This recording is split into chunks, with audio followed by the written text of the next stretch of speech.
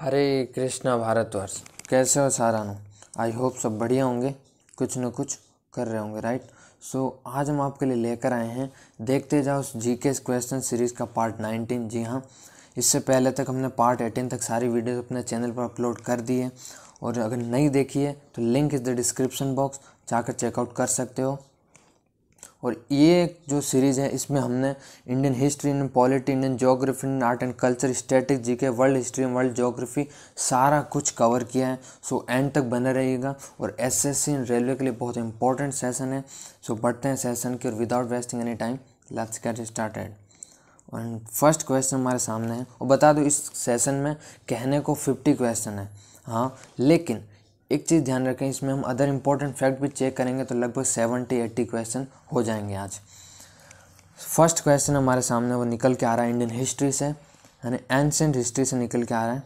सम्राट अशोक के अभिलेख को सर्वप्रथम किसने पढ़ा? जी हाँ, जो सम्राट अशोक था, मौर्य साम्राज्य का शासक, उसके अभिलेख को किसने पढ़ा था? वो पढ़ा था जेम्स प्रिंसेप ने। जी हाँ, कब पढ़ा था? तो ये इंपॉर्टेंट है, ध्यान रखें। 1837 ईस्वी में पढ़ा था। और ये जो अभिलेख था वो किस भाषा में लिखा हुआ था? तो याद रखना किस लिपि में लिखा हुआ था? तो याद रखें ब्राह्मी लिपि में लिखा हुआ था। जेम्स प्रिंसेप ने पढ़ा 1837 में पढ़ा था। नेक्स्ट है, मोहनजोदड़ो सभ्यता की खोज कब हुई थी? तो जो मोहनजोदड़ो सभ्यता है उसकी खोज हुई थी 1922 में। जी हाँ, 1922 में मोहनजोदड़ो सभ्यता कह दो या स्थल कह दो, दोनों ही एक हैं। तो 1922 में हुई थी। और हड़प्पा स्थल का पूछे या हड़प्पा सभ्यता का पूछे तो 1921 होगा। तो ये दोनों ध्यान रखें, 1921 में हड़प्पा, 1922 में मोहनजोदड़ो। तो एक चीज़ ध्यान रखें, इसमें अदर इंपॉर्टेंट फैक्ट या एडिशनल इन्फॉर्मेशन जितनी निकल के आ रही है वो भी इम्पॉर्टेंट है, तो वो भी आप ध्यान में ज़रूर रखें। नेक्स्ट है, गौतम बुद्ध को निर्वाण की प्राप्ति कब हुई? जी हाँ, गौतम बुद्ध की या मृत्यु कब हुई, ऐसा ही पूछा जाता है। वैसे ऐसे व्यक्तियों की कभी मृत्यु नहीं होती, ध्यान रखें। तो 483 ईसा पूर्व, क्योंकि कई बुक्स ऐसे लिखती है तो उस हिसाब से आपको याद भी करना पड़ता है, तो वो थोड़ी मजबूरी हो जाती है। 483 ईसा पूर्व याद रखना। और 483 ईसा पूर्व से एक और फैक्ट याद रखें कि प्रथम बौद्ध संगीति का जो आयोजन हुआ था वो 483 ईसा पूर्व में हुआ था। नेक्स्ट है कि सर्वप्रथम महाजनपदों का जो उल्लेख है वो किस ग्रंथ में मिलता है? तो याद रखें, जो सर्वप्रथम महाजनपद की संख्या कितनी थी? तो याद रखें 16 महाजनपद थे, और मगध भी उसी में से था, है ना। तो याद रखें, जो 16 महाजनपद थे उनकी महाजनपद का जो उल्लेख मिलता है वो बौद्ध धर्म का जो एक ग्रंथ है अंगुत्तर निकाय। जी हाँ, बौद्ध ग्रंथ अंगुत्तर निकाय में इसका उल्लेख मिलता है। या इस क्वेश्चन को ऐसे भी पूछा जा सकता है कि जो महाजनपद का उल्लेख है वो किस धर्म ग्रंथ में मिलता है? तो याद रखना बौद्ध धर्म ग्रंथ में मिलता है। और किस बौद्ध धर्म ग्रंथ में? अंगुत्तर निकाय में। नेक्स्ट है, मगध पर शासन करने वाला पहला शासकीय वंश कौन सा था? यानी मगध पर जो शासन करने वाला पहला साम्राज्य था या पहला वंश था वो कौन सा? बेसिकली क्वेश्चन का पूछने का मतलब ये है कि वंश कौन सा था उस पर शासन करने वाला? हर्यक वंश था, जिसकी जो स्थापना की थी वो की थी बिंबिसार ने, राइट। नेक्स्ट है, तो और मगध की राजधानी याद रखें गिरिव्रज या राजगृह, है ना। गिरिव्रज या राजगृह दोनों एक है, ध्यान रखें। नेक्स्ट है, सम्राट अशोक की माता का नाम क्या था? तो याद रखें, जो सम्राट अशोक यानी मौर्य साम्राज्य के शासक थे, यानी इन्होंने अपने बड़े भाई सुसीम की हत्या की थी। याद रखें, पूछा जा सके, एक बार राजस्थान पुलिस में आया था कि सुसीम की हत्या किसने की थी, तो ध्यान रखें थोड़ा। सुभद्रांगी, इनकी जो माता थी उनका नाम था सुभद्रांगी, सम्राट अशोक की, ध्यान रखें। नेक्स्ट है, गार्गी संहिता क्या है? तो गार्गी संहिता की मैं बात करूं तो वो हो जाएगा एक ज्योतिष ग्रंथ। क्या हो जाएगा? ज्योतिष ग्रंथ। तो गार्गी संहिता एक ज्योतिष ग्रंथ है, तो ये ध्यान रखें थोड़ा। यानी वैदिक संस्कृति से भी कई बार क्वेश्चन पूछे जाते हैं। बात करूं वेद की, तो वेद की संख्या 4 है, और पूछे उपनिषदों की संख्या तो 108 है, और पूछा जाता है कि पुराणों की संख्या 18 है। तो ये ध्यान रखें, इनकी जो संख्या है, वेदांगों की संख्या 6 है। तो एडिशनल इन्फॉर्मेशन ध्यान रखें, ये भी कई बार पूछ ले जाते हैं। नेक्स्ट है, सुदर्शन झील का जीर्णोद्धार किस शासक ने करवाया? जी हाँ, सुदर्शन झील का जो जीर्णोद्धार है वो किस शासक ने करवाया? तो वो करवाया स्कंदगुप्त ने। जी हाँ, स्कंदगुप्त, ये बता दूं गुप्त वंश के शासक थे। नेक्स्ट है, सती प्रथा। जी हाँ, सती प्रथा, ये जो प्रथम साक्ष्य मिलता है सती प्रथा का जो उल्लेख मिलता है वो किस अभिलेख से पता चलता है कि सती प्रथा जैसी कोई प्रथा रही थी पहले?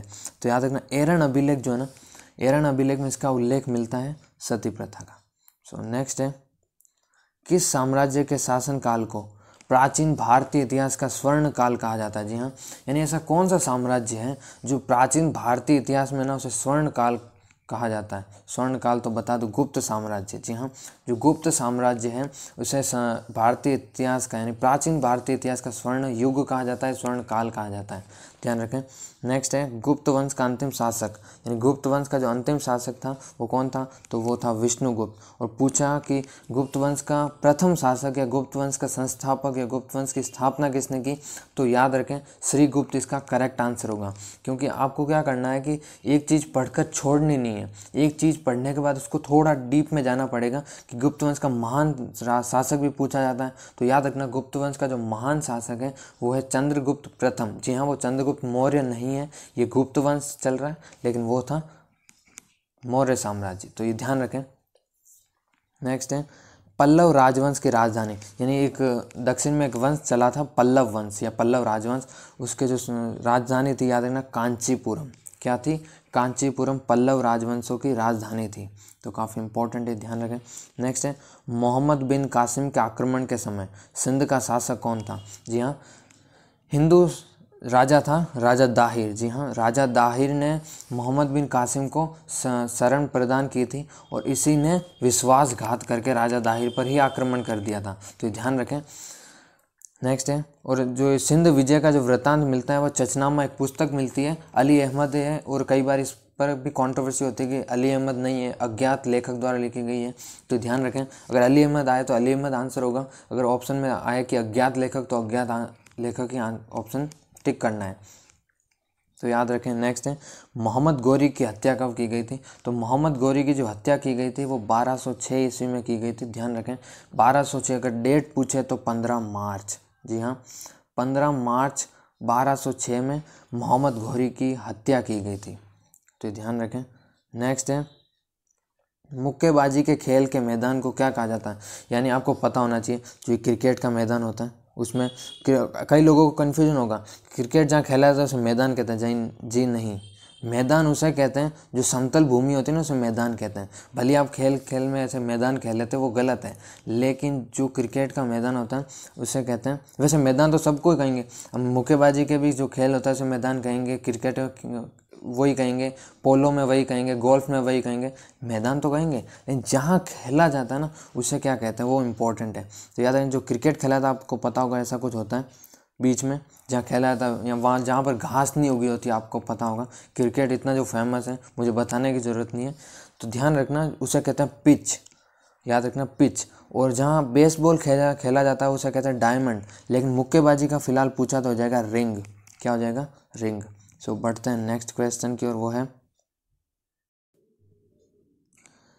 स्वर कोकिला के नाम से किसे जाना जाता है। जी हाँ, स्वर कोकिला उपनाम भी कई बार पूछ लिए जाते हैं, स्टैटिक जीके का पार्ट है बेसिकली। स्वर कोकिला की मैं बात करूँ तो वो कहा जाता है लता मंगेशकर। आपको पता होना चाहिए लता मंगेशकर की जो आवाज़ इतनी सुंदर आवाज़ है, एक तरह से इतनी प्यारी आवाज़ है, उसको ही उनका उपनाम दिया गया है स्वर कोकिला, तो ये ध्यान रखें। नेक्स्ट है कालीचरण पटनायक का संबंध किस नृत्य से है, तो बता दो जो कालीचरण पटनायक है उनका संबंध ओडिसी नृत्य से है। तो बेसिकली जो नृत्य है वो शास्त्रीय नृत्य है, याद रखें कैसा नृत्य है, शास्त्रीय नृत्य।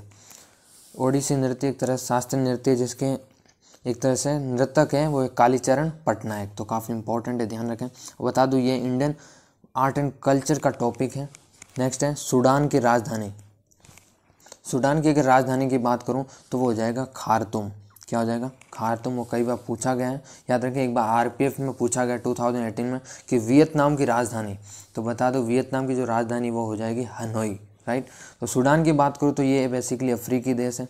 वैसे जिस तरह हम याद करते हैं भारत किस महाद्वीप में स्थित है तो सबको पता है, 99.99% सबको पता है कि ये भारत जो एशिया महाद्वीप में, लेकिन जैसे ही बात आती है सूडान की, जैसे ही बात आती है यूक्रेन की, जैसे ही बात आती है जमैका की, तो फिर किसी को याद नहीं होता। तो इम्पॉर्टेंट ये है कि आप उनको भी याद करो, है ना, उनके साथ जाति नहीं करनी है आपको।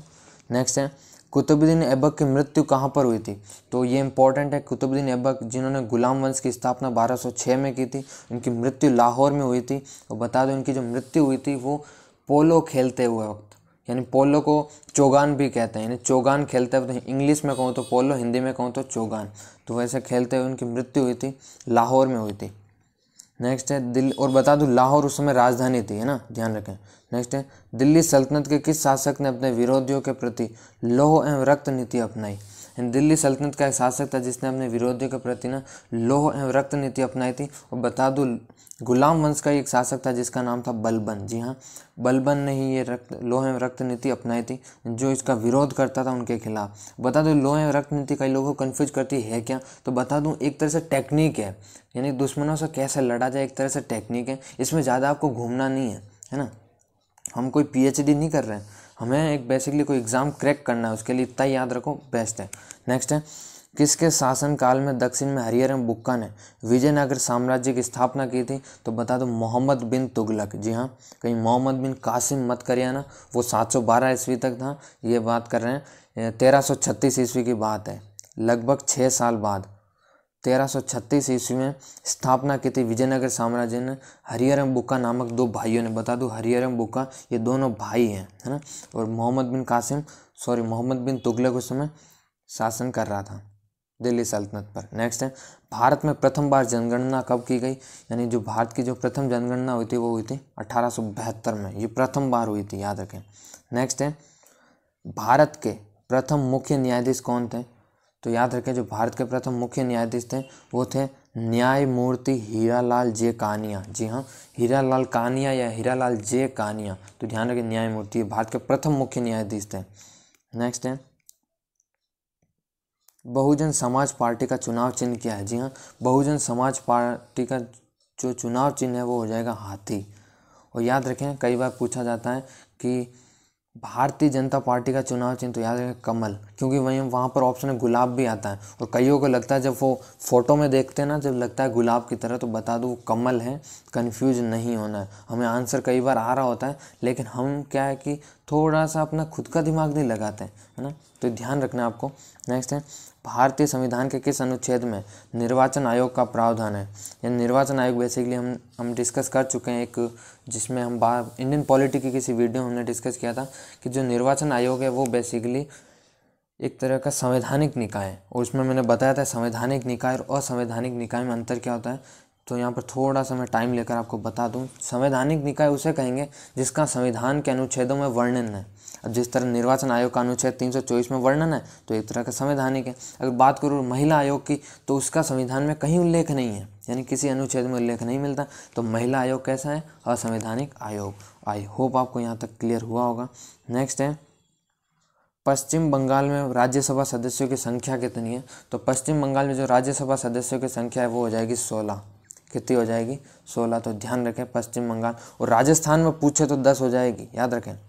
और यहाँ पर इम्पॉर्टेंट चीज़ ये है कि अगर उत्तर प्रदेश की पूछे, पहले उत्तर प्रदेश की फैक्ट बता दूं, उत्तर प्रदेश में चाहे लोकसभा हो, चाहे राज्यसभा हो, चाहे विधानसभा हो, चाहे विधान परिषद ही क्यों ना हो, सबकी सीटें सर्वाधिक है। पूछा जा सकता है, ऐसा क्वेश्चन कई बार पूछा गया SSC में कि भारत के किस राज्य की लोकसभा सीटें सर्वाधिक है, राज्यसभा सीटें सर्वाधिक है। तो कुछ भी सर्वाधिक हो उत्तर प्रदेश करना है आपको, राइट।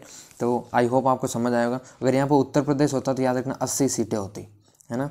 और लोकसभा की बता रहा हूँ, राज्यसभा की 31 सीटें वैसे, है ना। बढ़ते हैं नेक्स्ट क्वेश्चन की, और वो है भारतीय संविधान के किस भाग में नीति निर्देशक तत्व का उल्लेख मिलता है। तो नीति निर्देशक तत्व जो लिया गया है वो याद रखें आयरलैंड से लिया गया है।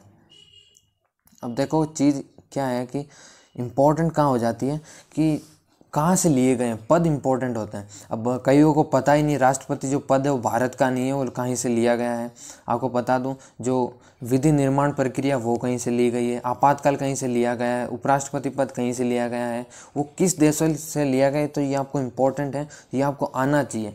1 नहीं 3 नहीं 10 बार रिपीट हो चुका है। ऐसे CGL की बात करूँ, ऐसे CHSL की बात करूँ, तो ध्यान रखें ये क्वेश्चन अक्सर पूछ लिए जाते हैं। तो हम इसे अंडर एस्टिमेट करते हैं कि ऐसे क्वेश्चन क्या आएंगे, जबकि ऐसा नहीं है। रियलिटी कुछ और है, ग्राउंड रियलिटी कुछ और होती है और हमारी रियलिटी कुछ और होती है। इन दोनों में ह्यूज डिफरेंस होता है, तो आपको ध्यान रखना है। नेक्स्ट है कर्म भूमि नामक पुस्तक के लेखक कौन थे। तो जो कर्म भूमि नामक पुस्तक थी वो मुंशी प्रेमचंद द्वारा लिखी गई। तो याद रखें यहाँ पर गोदान पुस्तक का भी उल्लेख मिलता है, तो भी मुंशी प्रेमचंद करना है। नेक्स्ट है विश्व भारती की स्थापना किसके द्वारा की गई थी। एक संगठन है, उसकी स्थापना रविंद्रनाथ टैगोर के द्वारा की गई थी। तो याद है रविंद्रनाथ ठाकुर भी और टैगोर दोनों एक ही हैं इन दोनों में। वर्ड में कंफ्यूज नहीं होना। नेक्स्ट है अटैक नामक शब्द का संबंध किस खेल से है? तो जो अटैक शब्द होता है ना वो कुश्ती से संबंधित है। अब इससे आप थोड़ा सा कंफ्यूज हो जाओगे। कैसे? अब अटैक से आप थोड़ा सा कि ये है क्या, कैसे शब्द है, क्यों शब्द संबंधित क्यों है, तो मैं आपको थोड़ा सा हिंट देता हूँ कैसे। देखो क्रिकेट आप सब जानते हो, क्रिकेट आप सब रिलेट कर सकते हो क्रिकेट से। क्रिकेट में एक शब्द आता है चाइना मैन, एक शब्द आता है लेग बाय, एक शब्द आता है बैट्समैन, एक शब्द आता है बॉलर। तो आप कहोगे ये तो खेलने वाले हैं, आप कहोगे मैदान में जो अंदर खिलाड़ी होते हैं उन्हीं के उपनाम है, उन्हीं के जो खेल से संबंधित प्रश्न होते हैं उन्हीं से संबंधित है। तो उसी तरह जो कुश्ती खेल है ना उसी में अटैक शब्द आता है। यानी अटैक का मतलब होता है एक तरह से किसी को मारना, यानी करते हैं ना जब कुश्ती खेलते हैं उनका अलग है। वैसे कुश्ती की इतनी नॉलेज नहीं है तो उस हिसाब से हमें यही याद रखना है कि कुश्ती से शब्द संबंधित है और अटैक है। नेक्स्ट है परमहंस मंडली की स्थापना किसने की थी? जी हाँ, संगठन अक्सर इंपॉर्टेंट है, पूछ लिए जाते हैं तो ये ध्यान रखें। परमहंस मंडली की बात करूं तो इसका जो आंसर होगा गोपाल हरि देशमुख होगा। क्या हो जाएगा? गोपाल हरि देशमुख। नेक्स्ट है भारतीय राष्ट्रीय कांग्रेस का प्रथम ब्रिटिश अध्यक्ष कौन था? तो भारतीय राष्ट्रीय कांग्रेस का जो प्रथम ब्रिटिश अध्यक्ष था वो था जॉर्ज यूल। कौन था? George Yule. और पूछा जा सकता है कि भारतीय राष्ट्रीय कांग्रेस की स्थापना, तो याद रखें 1885। जी हाँ, 1885 में इसकी स्थापना होती है भारतीय राष्ट्रीय कांग्रेस की। उसके प्रथम ब्रिटिश अध्यक्ष थे जॉर्ज यूल। नेक्स्ट है सूर्य के बाद पृथ्वी का सबसे निकटतम तारा कौन सा? पृथ्वी का सबसे निकट तारा कौन सा स्थित है? तो वो हो जाएगा प्रोक्सिमा सेंचुरी। तो इस क्वेश्चन में अक्सर लोग कंफ्यूज होते हैं। एक बार पूछा गया था एसएससी में ऐसे कि पृथ्वी का सबसे निकटतम तारा, तो सब ने रट रखा था, तो सब करके आ गए Proxima Centauri Proxima Centauri Proxima Centauri. तो बता दूं एग्जामिनर आपसे यही चाहता है कि आप कब गलत करो, वो उसी फिराक में बैठा रहता है कि वो कब आप गलत करो और आपके नेगेटिव मार्किंग में वो आंसर चला जाए और आपके नंबर कट जाए। बता दूँ इस क्वेश्चन को ध्यान से समझोगे ना आपको पता चल जाएगा। ये क्वेश्चन कह रहा है सूर्य के बाद, यानी इसका मतलब सूर्य पहला है, सूर्य पहला हो गया, दूसरा प्रोक्सिमा सेंचुरी हो गया। तो इसका मतलब इसका आंसर जो होगा प्रोक्सिमा सेंचुरी करेक्ट है। अगर पूछता पृथ्वी का निकटतम तारा पूछो तो हो जाएगा सूर्य। तो बता दो कईयों को ये कंफ्यूज होता है कि सूर्य तारा है या ग्रह है, तो बता दो सूर्य तारा है, ग्रह नहीं है। ग्रह उसे कहा जाता है जो किसी अन्य ग्रहों के ना एक तरह से परिक्रमा करता है। सूर्य किसी की परिक्रमा नहीं करता, किसी भी ग्रह की परिक्रमा नहीं करता है, ध्यान रखें। नेक्स्ट है एंडीज पर्वत की सबसे ऊंची चोटी कौन सी है? तो एंडीज पर्वत की सबसे ऊंची चोटी की बात को तो जाएगा एकांकगुआ। जी हाँ, एकांकगुआ जो है एंडीज पर्वतमाला की सबसे ऊंची चोटी है। नेक्स्ट है अफ्रीका के उष्ण घास के मैदान को क्या कहा जाता है? यानी अफ्रीका के जो उष्ण घास के मैदान होते हैं उन्हें कहा जाता है सवाना। जी हाँ, सवाना। नेक्स्ट है दक्षिण का ब्रिटेन किसे कहा जाता है? तो बता दो दक्षिण का ब्रिटेन कहा जाता है न्यूजीलैंड को। और जो न्यूजीलैंड है वो ऑस्ट्रेलिया महाद्वीप में स्थित है। ऑस्ट्रेलिया महाद्वीप के बारे में मज़े का फैक्ट बता दूं आपको कि इस महाद्वीप पर एक भी ज्वालामुखी नहीं है। जी हाँ। नेक्स्ट है पृथ्वी के कितने प्रतिशत भाग पर जलमंडल का विस्तार है? तो हो जाएगा 71% भाग पर जलमंडल का विस्तार है। नेक्स्ट है दक्षिण अफ्रीका की न्यायिक राजधानी क्या है? तो दक्षिण अफ्रीका की न्यायिक राजधानी पूछा तो हो जाएगा ब्लॉमफोंटेन। क्या हो जाएगा? ब्लॉमफोंटेन। और इस क्वेश्चन को थोड़ा सा डिफरेंट भी पूछा जाता है कि जो दक्षिण अफ्रीका की न्यायिक राजधानी, इसे इंग्लिश में भी पूछा जाता है। डिफरेंट एक तरीका यही है कि इंग्लिश में पूछेगा। अगर बात करूँ आरपीएफ की 2018 में ऐसा क्वेश्चन आया था, इंग्लिश में पूछ लिया था, है ना। तो क्या कहा जाता है जुडिशियल कैपिटल कौन सा है? तो लोग कन्फ्यूज हो जाते हैं। पढ़ा हुआ तो होता है कि न्यायिक राजधानी हमने पढ़ी है, लेकिन जुडिशियल कभी नहीं पढ़ा। तो ये ध्यान रखें, थोड़ा सा इंग्लिश डिक्शनरी लाओ, इंग्लिश भी थोड़ा सा परफेक्ट करो। सो नेक्स्ट है केसरी नामक पत्रिका किस भाषा में प्रकाशित होती थी? केसरी जो पत्रिका थी वो मराठी भाषा में होती थी। और दूसरी है द मराठा। जी हाँ, द मराठा की अगर बात करूं तो वो जो पत्रिका है वो अंग्रेजी भाषा में प्रकाशित होती थी। और द मराठा की बात करूं तो ये मराठा नामक शब्द ही एक तरह से राजस्थान पुलिस में आया था कि अंग्रेजी भाषा में प्रकाशित होने वाली पत्रिका कौन सी? तो मराठा था। नेक्स्ट है क्योंकि कईयों को लगता है केसरी है ना मराठा से मराठी हो जाएगा, केसरी इंग्लिश हो जाएगा, जबकि नहीं। वो बता दूं रविंद्रनाथ टैगोर की ये दोनों। नेक्स्ट है शूद्रों की खोज नामक पुस्तक के लेखक कौन थे? तो वो थे डॉक्टर भीमराव अंबेडकर। जी हाँ, इन्हीं की एक पुस्तक थी शूद्रों की खोज। शूद्रों की खोज थी वो डॉक्टर भीमराव अंबेडकर की थी। नेक्स्ट है स्वामी विवेकानंद किसके शिष्य थे? तो जो स्वामी विवेकानंद थे वो स्वामी रामकृष्ण के शिष्य थे, राइट। नेक्स्ट है तालीकोट का युद्ध कब लड़ा गया था? तो जो तालीकोट का युद्ध लड़ा गया था वो 1565 ईस्वी में लड़ा गया था। नेक्स्ट है इनाम आयोग की स्थापना कब की गई थी? तो जो इनाम आयोग की स्थापना की गई थी वो की गई थी 1852 ईस्वी में। तो ये ध्यान रखें, युद्धों की जरूर ध्यान रखें। बक्सर का युद्ध कब लड़ा गया था, प्लासी का युद्ध कब लड़ा गया था, इन युद्धों के बारे में थोड़ी सी नॉलेज जरूर रखें आप। नेक्स्ट है भारतीय नागरिकता का प्रावधान संविधान के किस अनुच्छेद में मिलता है? यानी आर्टिकल 5 से लेकर 11 के बीच में जितना भी प्रावधान है वो भारतीय नागरिकता का प्रावधान है। और बता दूं भारत में कैसी नागरिकता है, याद रखना एकल नागरिकता। एकल नागरिकता का मतलब होता है सिर्फ एक भारत की नागरिकता साथ और किसी नागरिकता नहीं ले सकते। नेक्स्ट है अंतरिक्ष में तैरने वाला प्रथम व्यक्ति कौन था? यानी अंतरिक्ष में तैरना कह दो या अंतरिक्ष में घूमने वाला कह दो, वो हो जाएगा एलेक्सी लेनोव। इसको याद करने की छोटी सी ट्रिक बताता हूँ आपको कि देखो एलेक्सी से आप रिलेट कर सकते हो गैलेक्सी। गैलेक्सी यानी क्या होता है? अंतरिक्ष ब्रह्मांड हो गया, फिर रिलेट कर लोगे तो एलेक्सी यानी तैरने वाला अंतरिक्ष में तैरेगा। नेक्स्ट है बांग्लादेश की जो संसद है उसे क्या कहा जाता है? तो जो बांग्लादेश की संसद है उसे कहा जाता है जातीय संसद। जी हाँ, बांग्लादेश की संसद को जातीय संसद कहा जाता है। और आपको ये फैक्ट जानना होगा, बहुत ज़रूरी है आपके लिए, कि भारत की संसद को संसद कहते हैं, ब्रिटेन की संसद को पार्लियामेंट कहते हैं, अफगानिस्तान की संसद को शोरा कहते हैं, मलेशिया की संसद को क्या कहते हैं, ये कमेंट करके ज़रूर बताएं। इतने सारे मैं बता चुका हूँ, तो अब एक आध आप भी बताइए। नेक्स्ट है अनामिका नामक पुस्तक के लेखक कौन थे? जो अनामिका नामक पुस्तक है उसके लेखक थे सूर्यकांत त्रिपाठी निराला। और एक चीज़ ध्यान रखें, जो निराला है उनकी उपाधि है, इनका नाम में कुछ नहीं है। कईयों को पता ही नहीं अभी तक कि निराला निराला करे आते हैं, लेकिन निराला है क्या? सूर्यकांत त्रिपाठी इनका नाम है, निराला इनको उपाधि दी गई है। क्यों? क्योंकि ये सबसे निराला है। जब इनकी एक तरह लेखनी है ना वो सबसे निराली है, तो ऐसे समझ लेना। नेक्स्ट है सिंधु घाटी सभ्यता का आकार कैसा है? तो बता दो सिंधु घाटी सभ्यता उसका आकार त्रिभुजाकार है, यानी ऐसा है।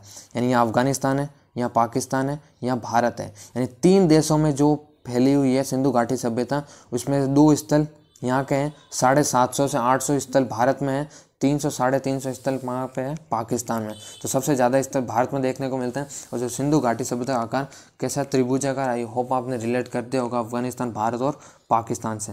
और आज का आखिरी सेगमेंट और आखिरी 2 क्वेश्चन बात करते हैं अबोहर अभ्यारण्य। जी हाँ, अबोहर अभ्यारण्य कहाँ स्थित है? तो वो जाएगा पंजाब में। तो यानी अबोहर अभ्यारण्य कहाँ स्थित है? पंजाब में। नेक्स्ट है जनगणना 2011 के अनुसार भारत का लिंगानुपात कितना है? तो जो जनगणना 2011 के अनुसार भारत का लिंगानुपात 943 है। और 2001 से 2011 का मैं अगर डिफरेंस बताऊँ ना तो ह्यूज डिफरेंस है। कैसे? यानी 933 से बढ़कर 43 हुआ है। यानी पहले 933 था, अब पहले 933 था, अब 943 हो चुका है। यानी 10 का एक गैप हुआ है। तो पूछा जा सकता है कितने का डिफरेंस है, याद रखें 10 का।